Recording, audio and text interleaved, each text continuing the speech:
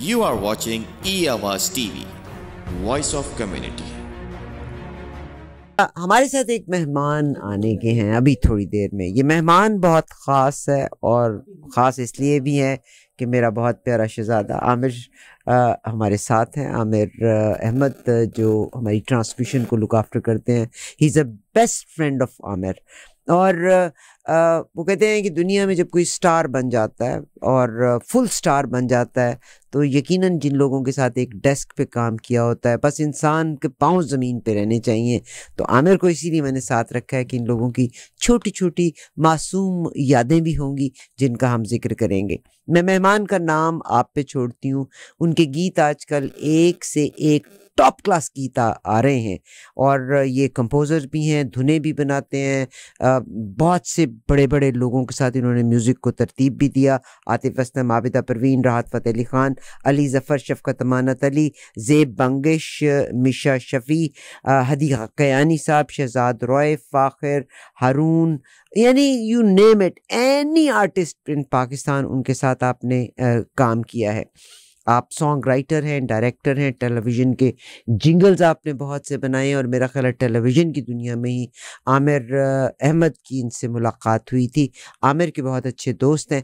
गीत मैं उनका एक लगाती हूँ, उनकी तकरीबन गीत तमाम के तमाम इस वक्त टॉप क्लास जा रहे हैं। मगर आमना, डोंट थिंक कि मैंने आपको भूला। I will play your song. Arshad साहब, रोज़ अपनी दो आँखों का शुक्र अदा करना मत भूला कीजिएगा, इसी तरह से अपनी बेगम को भी खुश रखिएगा।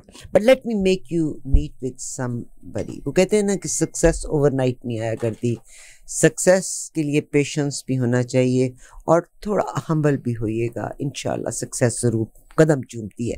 शानी अरशद का मैं जिक्र करना चाहती हूँ। बहुत खूबसूरत ये गीत है इनका। मुझे इनका अपने तौर पे भी ये गीत, आपको मैंने कई बार कहा, ये गीत मुझे बहुत अच्छा लगता है।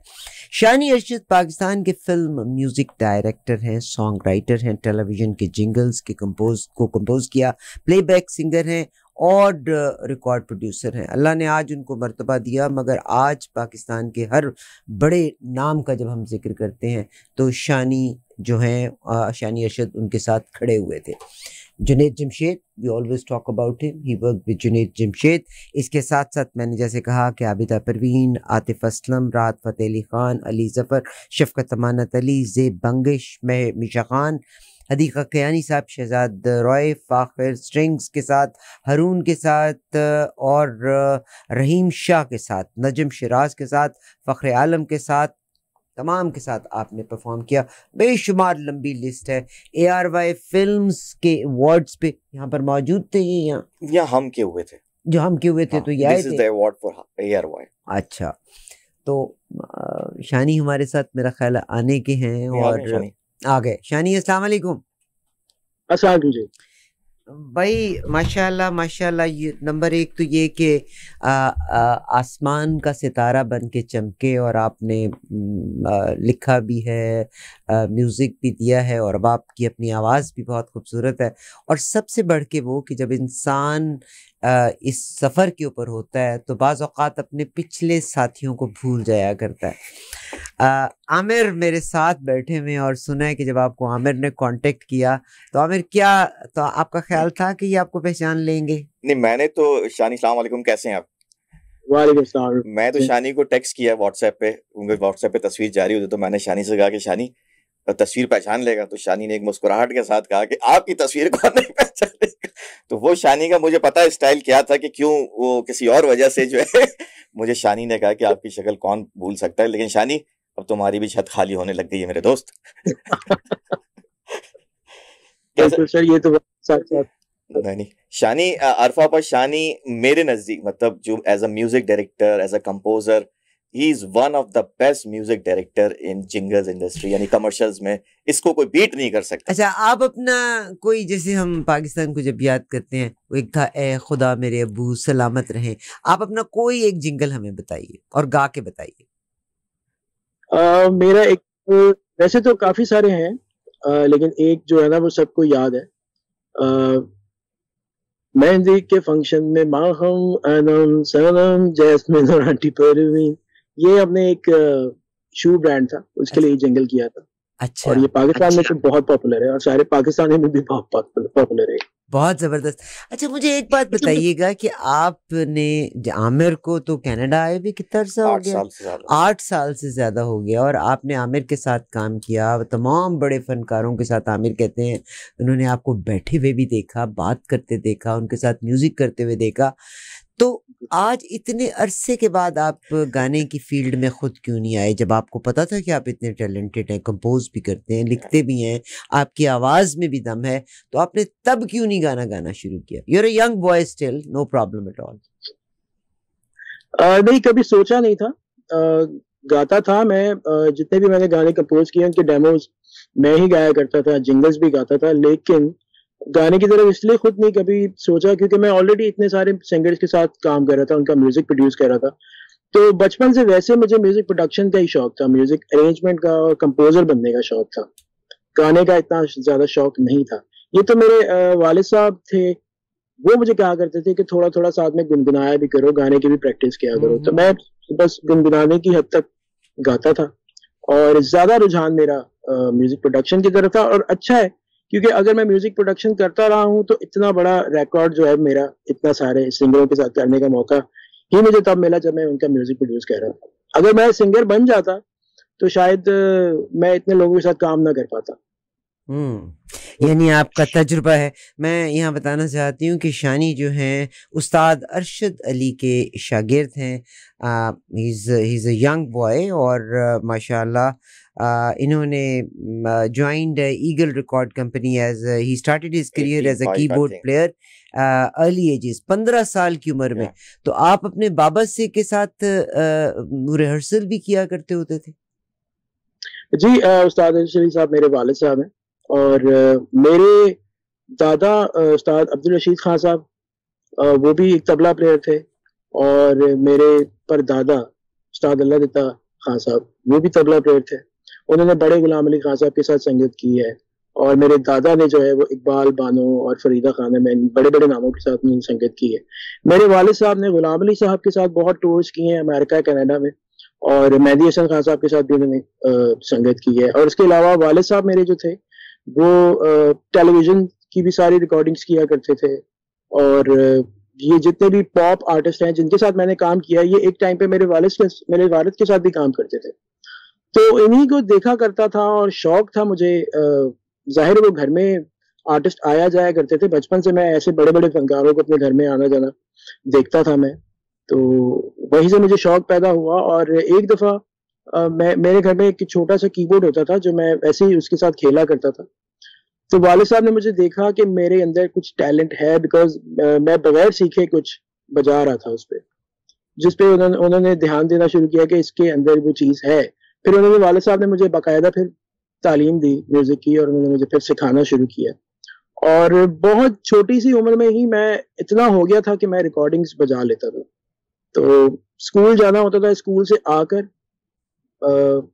अक्सर ऐसा होता था कि कभी वालिद साहब मुल्क से बाहर हैं और यहाँ पे किसी के साथ वो काम कर रहे हैं और वो अवेलेबल नहीं है, तो मैं भी कभी कभी रिकॉर्डिंग पे चला जाया करता था। तो इस तरह 15 साल की उम्र से मैंने काम करना शुरू किया। आपने राग और रागनियां बाकायदा सीखी थी बाबा से? जी बिल्कुल, उस्ताद साहब से आपने सीखी। तो इसका मकसद है आपके डीएनए में म्यूज़िक है कि आपने परदादा का जिक्र किया, दादा का जिक्र किया, अपने वालिद का, तमाम के तमाम उस्ताद थे। और यकीनन बाज़ औक़ात शेर का सवा शेर, यानी बाज़ औक़ात बच्चे माँ बाप से भी बेहतर हो जाते हैं। और ज़ाहिर है उन लोगों के पास तो सिर्फ इंस्ट्रूमेंट्स थे, आपके पास तो इंस्ट्रूमेंट्स के साथ टेक्नोलॉजी भी है। कोई एक पहला गीत, the first song what you जिसको आप, जो परफॉर्मेंस थी publicly, can you sing for us? अच्छा, सिंगिंग में तो खैर मैं बहुत देर में आया हूँ, अभी 2-3 साल हुए हैं जब मैंने सिंगिंग शुरू की है। उससे पहले तो ज्यादा मैं बेसिकली कीबोर्ड प्लेयर अपना काम शुरू किया था। मुझे जिंदगी की पहली स्टेज परफॉर्मेंस याद है, जो कि एक इस तरह की परफॉर्मेंस नहीं थी कि मैं उस परफॉर्मेंस के लिए गया था। मेरी एज उस वक्त थी शायद 12 या 13 साल, 92-93 की ये बात है। नुसरत फतेह अली खान साहब की कवाली बहुत हिट हुई थी दम बस के अंदर, और वो यहाँ पर एक हॉलीडे इन करके एक होटल होता था, वहां पे खान साहब का शो था। और मेरे वाले साहब जिस बैंड में होते थे उस बैंड ने उनके साथ परफॉर्म करना था, और मैं वैसे ही सिर्फ खान साहब को देखने गया था, क्योंकि मैं वाले साहब के साथ जाया करता था रिकॉर्डिंग्स पे भी, शोज पे भी, माहौल देखने के लिए। तो वहां पे जब खाने का ब्रेक हुआ तो मैं अक्सर स्टेज पे चढ़ जाया करता था, क्योंकि इतना बड़ा सेटअप देखने के बाद मेरा बहुत दिल करता था कि मैं भी स्टेज पे देखूं और चीजें बजा कर देखा करूं। तो हुआ ये कि मैं जब ब्रेक हुआ तो मैं कीबोर्ड लगा हुआ था वहां पे, और मैंने खान साहब का गाना बजाना शुरू किया, और मुझे बजाते बजाते ये नहीं पता चला कि लोग आके कुर्सियों पे बैठना शुरू हो गए हैं, और थोड़ी देर बाद खान साहब भी आ गए, और खान साहब ने मुझे बड़े प्यार से देखा, और हुआ ये कि मैं उन्हीं का गाना बजा रहा था, और सारे म्यूजिशियंस भी आ गए, उन्होंने भी मुझे ज्वाइन किया, और खान साहब ने भी साथ गाना शुरू कर दिया। तो ये मेरी जिंदगी का एक बड़ा एक ऐसा वाकया है कि एक छोटी सी उम्र में मैंने खान साहब के साथ इस तरह स्टेज शेयर किया था। तो ये मेरी जिंदगी की पहली stage performance. Can you sing that song with us, for us? हाँ, वो तो एक्चुअली खान साहब ने गाना था, दम मस्त कलंदर। Please थोड़ा सा। मस्त कलंदर मस्त मस्त दम मस्त कलंदर मस्त, एक विरद है दम दम अली अली, कविरद है दम दम अली अली, सखी लाल कलंदर मस्त मस्त लजपाल कलंदर मस्त मस्त दम मस्त कलंदर मस्त मस्त दम मस्त कलंदर मस्त। बहुत खूब। अच्छा, बाज़ औक़ात इंसान को अपने गुनों के बारे में, आज मैं आपकी इस बात पे ना अपने तमाम लिसनर्स को, व्यूअर्स को एक बात कहना चाहती हूँ। ये वर्ड मैंने हमेशा दोहराया और मेरी अपनी ज़िंदगी में भी रहा, What the mind of man conceive and believe, mind of man can achieve. आप अच्छा सोचिए, अच्छा ज़रूर होगा।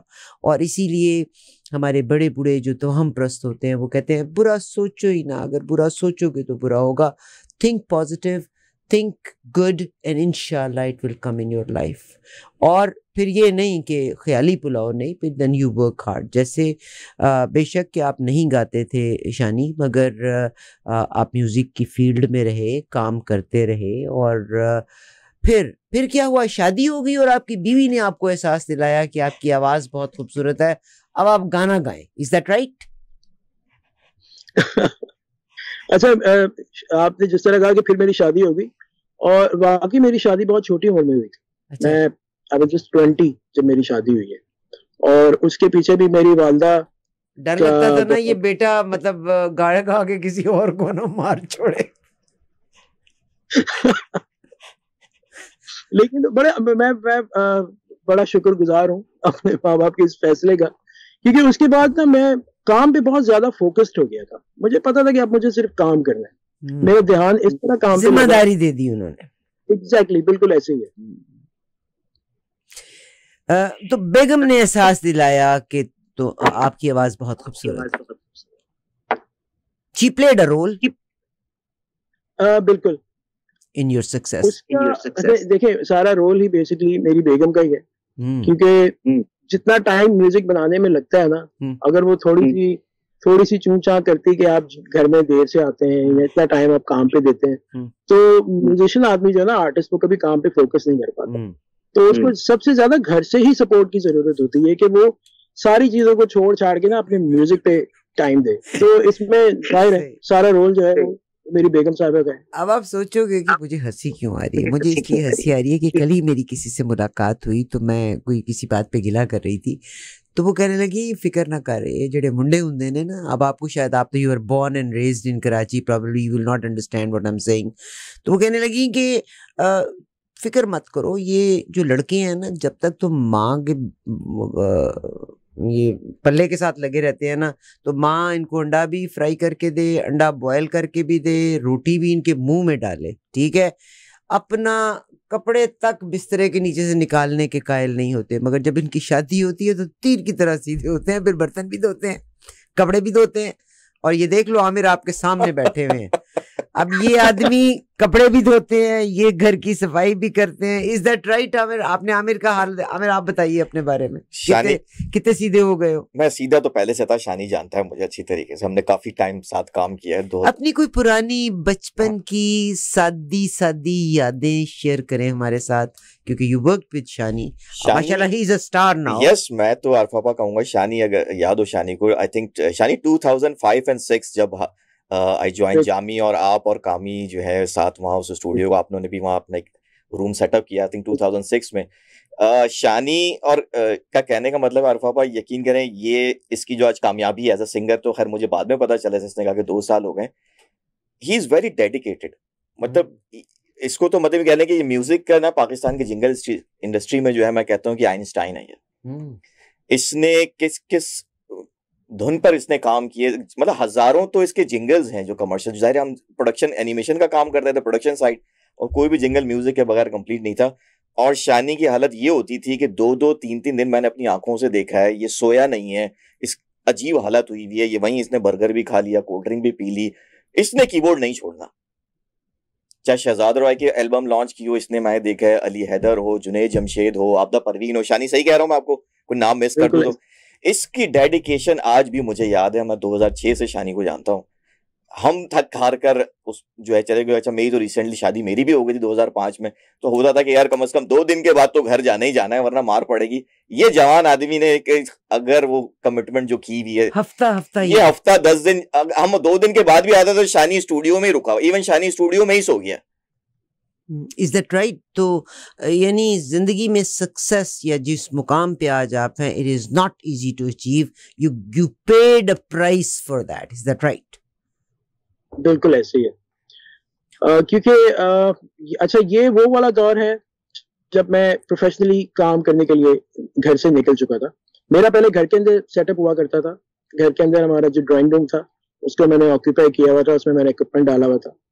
फिर जब घर से पहली दफा जब मैं स्टूडियो के लिए बाहर निकला हूँ तो उस वक्त हमारी मेरी आमिर भाई से मुलाकात हुई थी, हम एक ही ऑफिस में इकट्ठे थे। आप कह सकते हैं कि मेरा जो प्रॉपर प्रोफेशनल सफर जब शुरू हुआ तो आमिर भाई जो थे ना वो मेरे स्टार्ट में मेरे साथ थे।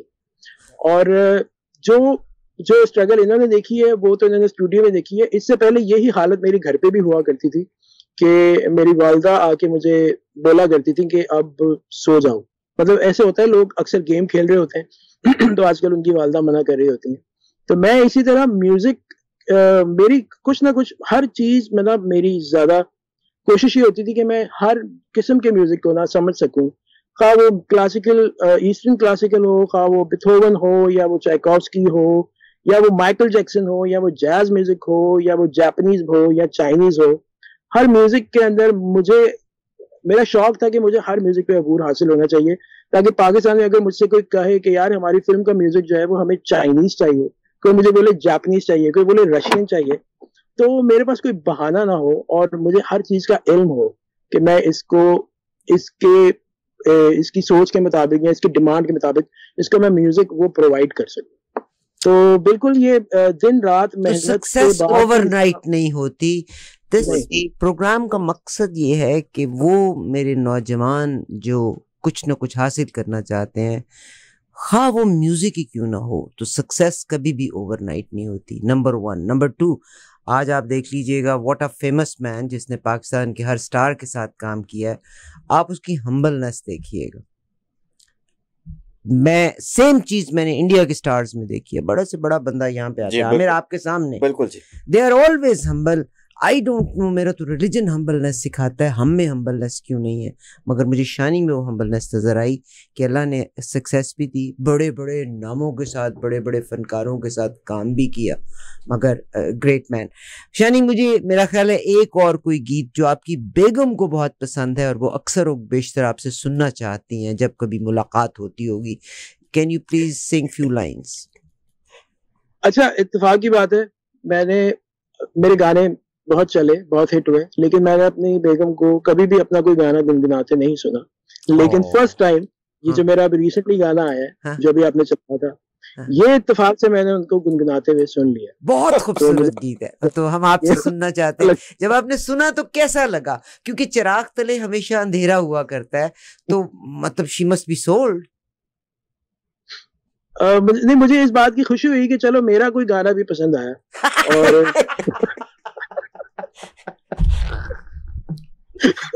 हो जाए फिर सनी 2 लाइनें हो जाए।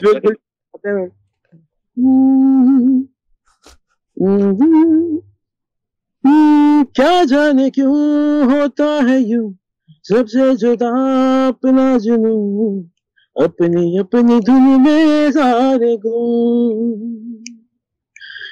गली गली नगर नगर भटक रही नहीं नजर, मेरे दिल में तुम हो सिर्फ तुम।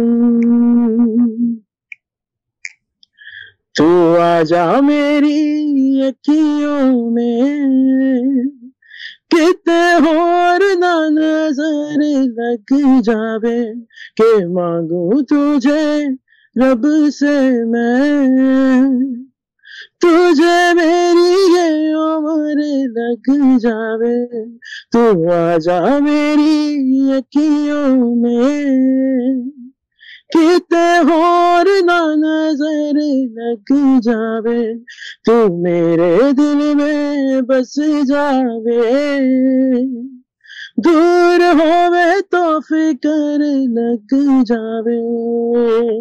बहुत खूबसूरत, बहुत ही खूबसूरत गीत है शानी। एक चीज़ में ज़ाहिर है हर यंग जनरेशन की अपनी रिक्वायरमेंट्स होती हैं और गीत सुनने का अपना अंदाज होता है। देयर वाज अ टाइम के शायरी भी बड़ी बामायनी हुआ करती होती थी, धुनें भी एवर लास्टिंग इफ़ेक्ट हुआ करता था। फिर फास्ट सॉन्ग्स चंद ऐसे आए जो वक्ती तौर पे आते हैं, इंसान उनको गाता है, बड़े अच्छे गाने हैं, मैं उनके खिलाफ नहीं हूँ। वो क्या है, तू मेरी एम्पलीफायर है, मैं तेरा एम्पलीफायर हूँ। बट अच्छा, फिर मैं एक और चीज़ देखती हूँ कि बाज़ औक़ात लोग ये समझते हैं कि बड़ा सीरियस गाना गा के, स्लो गा के, पता नहीं वो तीर खान बन जाएंगे कि ये बड़ा कोई अफलातून किस्म का आदमी है गीत की आवाज़ में। तो आप इसके बारे में, मेरी इस सोच को क्या मैं गलत सोचती हूँ? कैसे यानी लोगों का रवैया कोई इस तरह के गीतों का जिसका कोई शायरी का भी मतलब नहीं है, अल्फाज भी बेमायनी है, आप अपनी मोहब्बत का इजहार भी उन लफ्जों में नहीं कर सकते, तो व्हाट डज इट शो? किस किस्म की मेंटल कैपेसिटी को शो करता है ये? देखिए, गाने का ना वर्ड्स बामायनी होने बहुत जरूरी है। मेरे जितने भी अभी गीत हैं, जितने भी ड्रामे ओएसटी है, वो जितने भी हिट हैं, वो ज्यादातर उनकी जो मतलब 50% अगर लोगों को मेरी आवाज पसंद है या धुन पसंद है, तो उसमें 50% लिरिक्स का भी बहुत ज्यादा इसमें पार्ट है। और मैं यहाँ पे ये बात जरूर कहना चाहूंगा कि मेरे जितने भी हिट ओएसटीज हैं, मैं स्पेशली साबिर जफर साहब एक बहुत बड़ा नाम है पाकिस्तान का, और बहुत आपने सुना होगा उनके नाम बिल्कुल। तो मेरे जितने भी गीत हैं, मैं साबिर साहब के साथ ही काम करता हूँ, क्योंकि मुझे पता है कि एक सीरियस और एक समझदार बात जो है ना, वो साबिर साहब ही इस दौर में कर सकते हैं। मुझे और लिरिसिस्ट के साथ काम किया मैंने, मुझे मजा नहीं आया। मैं ये नहीं कहता कि वो अच्छा नहीं लिखते, लेकिन जो जिस तरह की मेरी तबीयत है, जिस तरह की मुझे चीज चाहिए होती है, उससे वो साबिर साहब ही जो है वो लिख सकते हैं। और ये वाला गाना भी जो है, और इससे पहले एक गाना मैंने किया था फितूर, राज़े उल्फत, साबिर साहब जो है ना, वो उन खास बात उनकी ये है कि मैं सिर्फ उन्हें एक ख्याल बता देता हूँ, बाकी खूबसूरत अल्फाजों को चुनाव जिस तरह का वो करते हैं, वो मेरी नजर में अभी कोई और इस वक्त नहीं करता। और ये चीज बहुत जरूरी होती है, क्योंकि मैं अपने गाने जब मैं अपने चैनल पे यूट्यूब पे रिलीज करता हूँ, तो मैं कमेंट्स में ज्यादातर यही देख रहा होता हूँ कि यंग जनरेशन है, नए लोग हैं, नौजवान लोग हैं, और उन्हें इस बात का इतना मजा आ रहा होता है, लोग इतना मजा लेते हैं। और ये बहुत सुनने को मिलता है, मुझे पढ़ने को मिलता है कि लिरिक्स आर बहुत जो है ना, lyrics are so beautiful of the song. तो मैं थोड़ा सा हैरान होता हूँ उन लोगों पे जो इस चीज पे ज्यादा ध्यान नहीं देते। और अब वैसे भी इस तरह के गाने चलते नहीं है, पहले चल जाया करते थे, लेकिन अब सुनने वाले भी जो है ना हमारे बहुत समझदार हो गए कि वो इस तरह की चीज चलती ही नहीं है। बहुत ज़बरदस्त। मैं कोई अपनी चीज़ को किसी पे हावी नहीं करना चाहती, मगर बाज़ औक़ात जो नफ्सियाती टेस्ट होते हैं ना, आपकी राइटिंग से, आपके तहरीर से, आपके लाइनों के खींचने के अंदाज से, आपकी गुफ्तगू से, और ये जो बेहतरीन स्कूल्स यहाँ कनाडा के हैं, वो तमाम बच्चों को उस टेस्ट के लिए भेजते हैं जो उनकी मेंटल कैपेसिटी को मालूम करने के लिए ज़रूरी हैं। तो जुमानी या बामानी शायरी मेक्स अ ह्यूज डिफरेंस। शानी अरशद मेरे साथ हैं।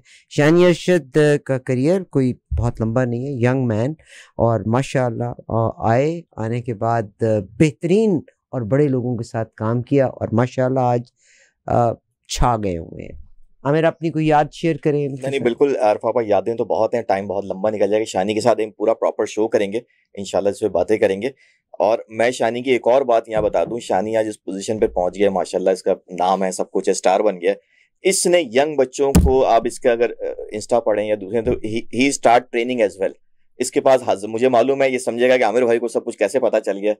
ये यंग बच्चों को हेडफोन से लेके माइक कौन सा लगाना है, क्या चीज लेनी है, किस एनवायरनमेंट के लिए कौन सा इक्विपमेंट चाहिए, ये शानी ने अब जाहिर है कि उसका लेवल आ गया, अब वो दूसरों को गाइड कर सकता है। तो मुझे शानी की ये बात बहुत अच्छी लगी कि वो अब अपने नए आने वाले जो यंग जनरेशन बच्चे हैं, जो कोई भी यूनिवर्सिटी नहीं पढ़ाएगी आरफा, मैं बता रहा हूँ कराची में या कहीं भी जहाँ लोग रह रहे हैं, स्पेसिफिकली कराची पाकिस्तान की बात कर रहे हैं, जाहिर है वो शख्स जिसने अपना 15 साल से कैरियर आज यहाँ पहुंच गया, और वो एक बात करेगा कि ये माइक और ये स्पीकर या ये हेडफोन जो है जिस तरीके से अगर किस काम के लिए यूज करना है, तो मुझे लगता है कि शानी का एक और क्रेडिट जाता है शानी को कि उसने यंग बच्चों को जो है वो ट्रेन करना शुरू किया। शानी, हेड्स ऑफ यू मैन। बहुत शुक्रिया। और शानी ने जिस शख्स का जिक्र किया है, साबिर जफर का, एक कलाम है जो अक्सर आप सुनते हैं, न तेरा खुदा कोई और है न मेरा खुदा कोई और है, ये जो रास्ते हैं जुदा जुदा, ये मुआमला कोई और है। ये जो है ये कलाम, ये हम भी लिखी है साबिर जफर ने। बहुत आप इमेजिन करने यहाँ से कि जो पोइट इन्होंने चुना है, और बामायनी अल्फाज, lyrics makes a huge difference in our personality. पसंद करने को आप कुछ भी करेंगे। शानी, माएँ भी बड़ा प्राउड फील करती हैं अपने बच्चों के लिए, और मैं I am so sorry being a mother as well, मैं आपसे पूछना चाहती हूँ कि बाज़ औक़ात यंग बच्चा कुछ गुनगुनाता है, गाता है, तो वो कौन सा गीत था जिसको सुनने के बाद आपकी मम्मा बड़ी इंस्पायर होती थी, उन्होंने आपको अप्रिशिएट किया, या आपके बाबा बहुत इंस्पायर हुए या उन्होंने अप्रिशिएट किया, दोबारा आपको बुला के सुना, कोई ऐसा गीत? अच्छा, मेरी उम्र शायद 21 या 22 साल थी, उस वक्त मैंने सिंगिंग में नहीं शुरू की थी। तो मेरी वालदा का बहुत कम एज में ही इंतकाल हो गया था, और मेरे वालिद साहब का भी इंतकाल उनके 8 साल बाद 10 साल बाद हुआ था। तो उस वक्त भी मैंने सिंगिंग नहीं शुरू की थी, तो उन्होंने कभी मुझे मेरा गाना कभी इस तरह टीवी पे नहीं, मगर घर में बाथरूम सिंगर तो हम सारे होते ही हैं ना, तो कोई गीत गाते सुना हो जो उनको बहुत अच्छा लगा हो? नहीं, उस वक्त मैंने जैसे आपको बताया कि मेरा सिंगिंग की तरफ बिल्कुल भी ध्यान नहीं था। अच्छा। मेरा पूरा वक्त होता था ना वो म्यूजिक प्रोडक्शन में होता था, क्योंकि मैं बचपन से इतना ज्यादा बिजी हो गया था। देखें, जब मैंने स्टूडियो भी नहीं बनाया था, मैं अपने घर के, जो मैंने ड्राइंग रूम का जिक्र किया, उस ड्राइंग रूम में मैंने अली जफर की एल्बम प्रोड्यूस की है, मैंने हदीका कियानी की एल्बम वहां प्रोड्यूस की है, रहीम शाह आया करते थे, बड़े बड़े लोग जो है ना उस ड्राइंग रूम में मेरे आए, और मैंने पता नहीं कौन कौन सी एल्बम सुपर डुपर हिट जो है वो वहां पे प्रोड्यूस हुए। तो इतना वो घर के अंदर ही मैं इतना बिजी हो चुका था कि बस मैं कमरे में सोने के लिए जाता था, और सुबह उठ के मुझे ये पता चलता था कि फलां सिंगर जो है ना वो आ चुके हैं और वो वेट कर रहे हैं, और मैं बस नाश्ता कोई कॉम्पोजिशन ऐसी जो आपके बाबा को बड़ा जिसने इंस्पायर किया हो या बड़ा अपील किया हो? जी, मैंने एक एल्बम की थी, फाखिर की एक एल्बम थी मंत्रा, उसके मशहूर गानों में से जैसे जिया ना जाए, तौबा है, और बहुत प्यारा गाना है, तौबा है कोई। यस, माही वे पूरी एल्बम शानी ने किया। वो पूरी एल्बम जो मैंने प्रोड्यूस की थी, वो मेरे वालिद साहब को बहुत पसंद आई थी। मतलब हमारे घर में ना ये शुरू से ये रुझान है कि ज्यादा तारीफ नहीं करते, बस काम कर रहे हो, अच्छा कर रहे हो, अच्छा करते हैं। हम तो अपने दफ्तर में तारीफ करके रो रहे हैं आज तक, जिसकी तारीफ की वही सर के ऊपर बैठ जाता है। आपके अब्बा जी और अम्मी जी भी मेरे वाले ओल्ड स्कूल ऑफ थॉट से ही थे। हम उन बच्चे, और मुझे बड़ी हैरत हुई है, you are a young boy, I believe कि हमारा हाल ये था कि हम अपने माँ बाप को अक्सर गिला करते थे, सारी दुनिया अपने बच्चों की तारीफ करती है, आप 4 बंदों के बीच में बैठ के हमारी बुराई करते हैं, तो कहते थे हम तुमको बेहतर से बेहतरीन देखना चाहते हैं। मगर गलत तारीफ नहीं होनी चाहिए. That is the reason today Shaani is माशाल्लाह very capable and he has proved himself. Shaani एक गीत और हो जाए और आमिर आप. मैं ख्याल शानी आई थिंक जो तुम मेरे जो जियो का जो तकरीबन 65 मिलियंस जो है वो मोर देन 65 मिलियंस व्यू हैं शानी के गाने के. मैं भी ओएसटी कम सुनता हूँ शानी, तो वो तुम समझ होगा मैं कौन से गाने की बात कर रहा हूँ. आई थिंक ये जियो से रिलीज हुआ था आपका सॉन्ग तेरे बिन. तो वो गुनगुना दे थोड़ा सा हमारे लिए. ला रा रे रा रे रा रे ला रा रा रे रा रे रा रे ला रा रे रा रे रा रे रा रा रे.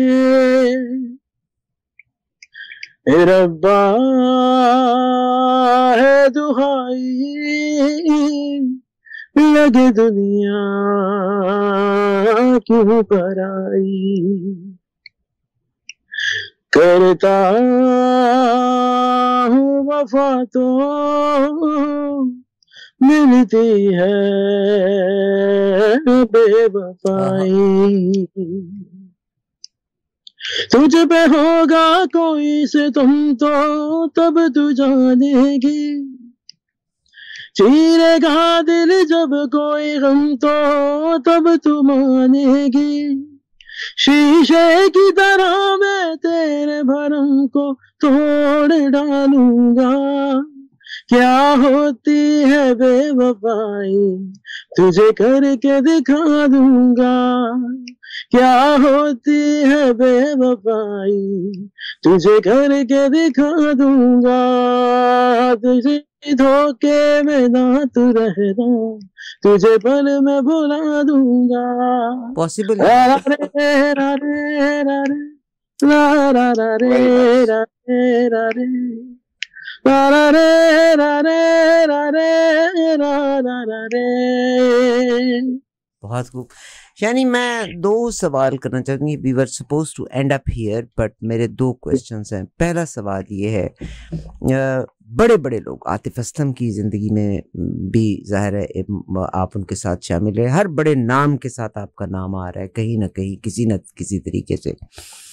मेहदी हसन साहब के साथ आपके वालिद साहब ने परफॉर्म किया. पाकिस्तान में फ़नकारों का मैं जब कभी बड़े गम के साथ, अभी है कि पाकिस्तान का यंग सिंगर जिसने इंडियन आइडल में जीता भी था,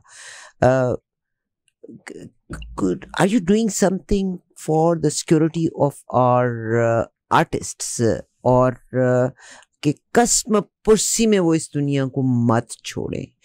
There must be a kind of insurance plan, there must be a kind of guidance कि जब आप पैसा कमाएं तो उसको उड़ाएं मत. Keep something for your tough time, और बुरे वक्त के बीच में आपका साया भी आपका साथ नहीं छोड़ता. तो is there any वे कि आप अपने फन, अभी रिसेंटली एक पाकिस्तान के फनकार की सिंगर की डेथ हुई है ना, स्टूडियो में उसने गाना गाया था, कोक स्टूडियो में, यंग लड़का, और उसको लिवर सिरोसिस लिवर उसको हुआ. तो कुछ इस पे कोई काम कर रहे हैं कि देखिए वो जो आलमगीर हैं वो तो अमेरिका आ गए, इंटरनेशनली उन्होंने आके अपने फिर फंड्स इकट्ठे किए, अपनी बीमारी का मदावा अल्हम्दुलिल्लाह हो गया. मगर पाकिस्तान में रहते हुए जितने फनकारों की, रेशमा की बात करने, सावन की बात करने, यानी आर यू डूइंग समथिंग? देखिए अभी तो मैं खैर अपने आप को अभी इस काबिल नहीं समझता कि मैं इसके लिए कुछ करूं. यहाँ पे थोड़ा सा मसला ये है कि हमारे यहाँ पे आप यकीन करें कि छोटी सी अगर हम कोशिश भी करें ना कि हम मिलके कोई स्टैंड लें, कोई प्लेटफॉर्म बनाया जाए, कोई प्लेटफॉर्म बनाया जाए. हर कोई जो है ना इस वक्त अपनी काम की तलाश में लगा हुआ है. पाकिस्तान में काम मिलना भी इस वक्त इतना मुश्किल हुआ हुआ है कि हर बंदा जो है ना वो काम की तलाश में लगा हुआ है कि उसको कुछ और सोचने का वक्त ही नहीं मिल रहा, सोचने का मौका ही नहीं मिल रहा कि वो और भी कुछ सोचे. आप यकीन करें मैंने कितने सारे म्यूजिक, एक दफा कोई आज से 3-4 साल पहले की बात है, मैंने कुछ कंपोजर्स को इकट्ठा किया, उनको अपने स्टूडियो में हाई टी की और उनको बुलाया और मैंने कहा कि यार मुझे चाहिए कि यहाँ पे थोड़े से मसाइल होते हैं, वो सारी दुनिया को पता है कि पेमेंट्स के थोड़े मसले होते हैं. तो मैंने इन सब से कहा था कि यार हम एक काम करते हैं, हम आज से ना एक प्लान बनाते हैं कि हम सारे म्यूजिक डायरेक्टर्स जो है ना पहले हम एडवांस लिया करेंगे काम करने से पहले. सबने कहा बड़ा अच्छा ख्याल है, लेकिन आप यकीन करें उसके बाद किसी ने मेरा फोन नहीं उठाया, किसी ने इस बात पे मेरा साथ नहीं दिया, क्योंकि उनका भी कसूर नहीं है। वो बेचारे जो भी हैं, जो लोग अपने काम ढूंढने में लगे हुए हैं। तो ये चीज बहुत दफा हुई है, आमिर भाई को भी पता होगा कि इस तरह बहुत सारे लोग हम लोग यहाँ पे, चाहे वो वीडियो इंडस्ट्री हो, म्यूजिक इंडस्ट्री हो, और ये चीजें नहीं यहाँ पे कामयाब हो पाती, कोई गिल्ट नहीं बन रहा, कोई ये मसला वेरी सैड। यानी अफरा तफरी का आलम है कि हर इंसान ये नहीं महसूस करता कि अगर पिस्ते के पैसे नहीं दिए और कल कलां को ये मेरे पैसे भी नहीं देगा। ये बिल्कुल इसी तरह से है कि जब हम किसी को कफन देखते हैं या किसी की लाश देखते हैं या किसी के मैयत देखते हैं तो हम ये नहीं समझते कि कल को मैं भी इस चारपाई पे हो सकता हूँ। मेरा लास्ट क्वेश्चन जो आपसे है, and I believe you are a very talented man, you are माशाल्लाह माशाल्लाह वेरी टैलेंटेड मैन। पाकिस्तान में बेहतरीन सिंगर्स, म्यूजिशियंस आप जैसे मौजूद हैं। वो अलग बात है कि हमारे मुल्क में इंतहा पसंदी है, म्यूज़िक को पार्ट ऑफ द रिलीजन ना होने की वजह से। इंडिया में हमारे बहुत सारे फनकारों में नाम कमाया, तो फ़ाखिर का मैं जिक्र नहीं करती, मैं हदीका कियानी का जिक्र नहीं करती, मैं आबिदा परवीन का जिक्र नहीं करती, मगर आप आतिफ असलम को ले लें, आप अमानत अली को आप ले लीजिएगा, आप राहत फ़तेह अली ख़ान को ले लीजिएगा। अली ज़फ़र एक अरसे तक गाना गाते रहे, मगर उनका मैं अपनापन एक गाना था उनका, मेरा ख्याल है जो टीवी पे मैंने उनका बहुत ज़माना पहले सुना था, मगर उन्होंने जो बूम लिया वो इंडियन इंडस्ट्री से जाके लिया। आपको तो माशाल्लाह माशाल्लाह मिलियंस में इस वक्त आपको लोगों ने सुना है। हैड नेवर बीन, अगर आपको मौका मिल जाए कि आप उस इतनी बड़ी इंडस्ट्री में काम करें तो you can be a superstar, have you ever thought about? बिल्कुल सोचा है, और आप यकीन करें मेरे YouTube चैनल पे जो 75% जो सब्सक्रिप्शन है वो इंडिया से है। लोग लिसनर जो है वो ज्यादा, मतलब हम यहाँ पे कभी Spotify पे भी अपना आर्टिस्ट प्रोफाइल देखते हैं, इवन सारे आर्टिस्टों के साथ ये है। तो हमारे जो जैसे उसमें टॉप 5 कंट्रीज होता है ना कि आपका म्यूजिक यहाँ पे ज्यादा सुना जाता है, तो हमारे टॉप कंट्रीज में इंडिया आता है, और टॉप सिटीज में इंडिया के ही 3 सिटीज आते हैं, और फिर चौथे 5वें नंबर पे पाकिस्तान की सिटीज आना शुरू होती है। तो म्यूजिक वहां पे भी हमारा ज्यादा सुना जाता है। और लेकिन अभी थोड़े आपको पता है पाकिस्तान और इंडिया के हालात ऐसे नहीं है। मैं खुद 2 दफा इंडिया जाके काम कर चुका हूँ। फ़ाखिर का जो एल्बम था मंत्रा 2004 में मैं 1 महीना पूरा मुंबई में रहा था और वहां पे हमने रिकॉर्ड किया था उस एल्बम को। लेकिन अब ऐसे हालात है नहीं कि हम वहां जा सकें, पाबंदी लग गई ना, पाबंदी लग गई थी। बहुत शुक्रिया आपका for being with us. Any advice for somebody who want to sing या यंग जनरेशन के लिए कोई एडवाइस? यंग जनरेशन के लिए आपने ही एक बड़ी अच्छी बात की और मैं उस बात को थोड़ा सा बढ़ाना चाहूंगा कि जब इंसान का वक्त हो कि वो पैसे कमाना शुरू कर दे और उसके पास पैसे आना शुरू हो जाए, तो वो उन्हें बड़ा देखभाल के खर्च करे, क्योंकि अच्छा जो है ना वो हमेशा नहीं रहता। बिल्कुल सही। और बुरे में साया भी साथ छोड़ जाता है। म्यूजिक इंडस्ट्री में होता है काफी कि एक टाइम आता है एक बंदा बहुत पॉपुलर हो जाता है और वो अच्छे पैसे कमाना शुरू कर देता है, तो वो बहुत ज्यादा आदत होती है लोगों में पैसे उड़ाने की, और वो एक टाइम फिर ऐसा आता है कि वो उड़ाए हुए पैसे जो खत्म हो जाते हैं। और क्योंकि ये काम ऐसा है, ये एक टाइम तक तो ठीक है, आप हिट हैं, पॉपुलर हैं, एक टाइम ऐसा भी आएगा कि आपके गाने लोगों को पुराने लगने लगेंगे और आप खुद भी पुराने लगने लगेंगे। तो ये थोड़ा सा एक मगर आपने जब ये बात की, I am so sorry to interrupt you, आपने जब ये बात की, Lata ji was a great singer, मतलब दुनिया के लिए एक तोहफा थी, दुनिया के लिए। आप देखिए शी मेरा ख्याल है एक अरसे तक वो गाती रही और लोगों की मोहब्बत उनके लिए कभी भी कम नहीं हुई। बिल्कुल। देखिए वो कुछ फनकार ऐसे हैं जो बिल्कुल ही समझे वो तो अजूबा थे, और लेकिन वो ऐसे ही फनकार हैं, वो सब चंद फनकार हैं जो उंगलियों पे गिने जा सकते हैं।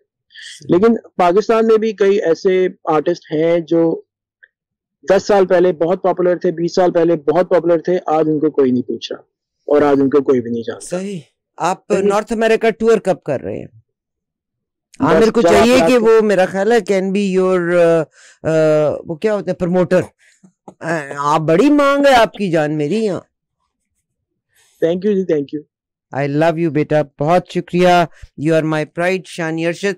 एक मर्जी का गाना सुनाओ पर मैं कोई अच्छा सा गाना जो ऐसे अल्फाज भी बड़े प्यारे हो। नासिर साहब का ही कोई गजल अगर या कोई गीत है तो सुना दीजिए ताकि फिर हम उसको आगे कंटिन्यू करें। आई thank you very much for your time. आप भी शुक्रिया। थैंक यू शानी, बहुत शुक्रिया आपका टाइम देने का और इंशाल्लाह आपसे मुलाकात रहेगी। I hope we did not offend you. हो जाए फिर कोई गीत। जी मैं आपको एक खान साहब की एक चीज सुनाता हूँ, नुसरत फतेह अली खान साहब की।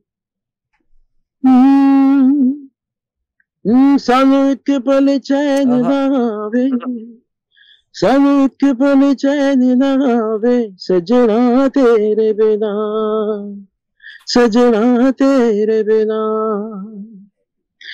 सानू एक पल चैन ना आवे, सजना तेरे बिना, सजना तेरे बिना।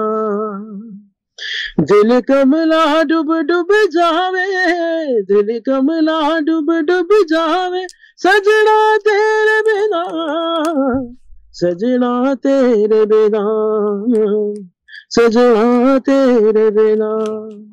ओ सन एक पल चैन ना आवे, सन एक पल चैन ना आवे, सजना तेरे बिना, सजना तेरे बिना। क्या बात है यानी, छा गए हैं भजन। बहुत शुक्रिया शानी आपका एक बार फिर, और स्टार हो गए आप माशाल्लाह। आपने टाइम दिया माशाल्लाह। और कभी जो पुरानी यादें हैं वो आरफा पर कह रही हैं शेयर करो। मैं अभी इनको लाइव में कहूँगा कि वो यादें ऐसी हैं कि वो एयर पर शेयर नहीं की जा सकती। क्योंकि हमने हाँ तो वो मुझे मालूम है शानी भी डर गया होगा। आमिर भाई जो है वो यादें शेयर करने जा रहे हैं, तो वो कभी बैठ के ऐसे इंशाल्लाह तुम्हें जल्द जो है यहाँ कनाडा इनवाइट करेंगे इंशाल्लाह, और यहीं स्टूडियो में बैठ के जो है फिर वो यादें आरफा पाए। माजिद भाई हमारे साथ है। माजिद भाई शानी माजिद भाई है, he is again boss Arfa आपा माजिद भाई। तो आमिर को खराब करने वालों में हाथ है माजिद जमाल का। My father Shani, he is my father Majid भाई। बहुत शानी का कुछ अस्सलाम वालेकुम शानी, बहुत खुशी हुई आपको सुनता और गाना गाते हुए देखते। बहुत शुक्रिया शानी जानू। आई लुक फॉरवर्ड, और अल्लाह करे कि कनाडा में आपका आना हो। Definitely people would like to welcome you here in North America. एक गीत आप ही का लेके चलते हैं इंशाल्लाह। अगली मुलाकात का हम मुंतजिर रहेंगे। Thanks again for your time and खुदा हाफिज। Thank you. खुदा हाफिज। You are watching E Awaaz TV, Voice of Community.